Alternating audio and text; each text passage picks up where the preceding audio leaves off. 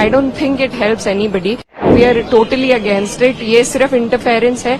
UP में जितनी बड़ी हार मिली है उसी का बदला लेने के लिए सबसे पहले माइनॉरिटीज पर अटैक होता है। मैं खुद एक मुस्लिम महिला हूं और मैं बहुत अच्छी तरीके से पहले भी जब ट्रिपल तलाक का बिल आया था तो भी यही कहा गया था।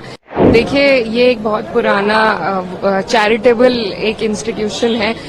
वक्फ की जो जमीन है वो कैसे दी जाती है, सबसे पहले ये समझने की जरूरत है। अगर मैं आपको कुछ दे रही हूँ, उसमें कोई तीसरा इंसान, मैं आपको अपनी चैरिटी अपने मन के हिसाब से आपको कुछ दे रही हूँ, उसमें कोई दूसरा इंसान आपको आके बताए कि आप उसका किस तरीके से इस्तेमाल कर सकते हैं और सारी की सारी जो पावर्स है वो आप अगर जिला अधिकारी को दे देंगे तो उसमें I don't think it helps anybody and we are totally against it. ये सिर्फ इंटरफेरेंस है, क्योंकि ये सरकार जिस तरीके से इनको मैंडेट मिला है और यूपी में जितनी बड़ी हार मिली है उसी का बदला लेने के लिए सबसे पहले माइनॉरिटीज पर अटैक होता है। और मुझे लगता है अगर इसी तरीके से अटैक हुआ, it's not just an attack on minorities but also on the constitution, on article 14, article 25, article 26, it's a direct attack. So and it is not just for Muslims. I think all the minorities in the country need to be aware of this government's intent, of their intent to interfere with one's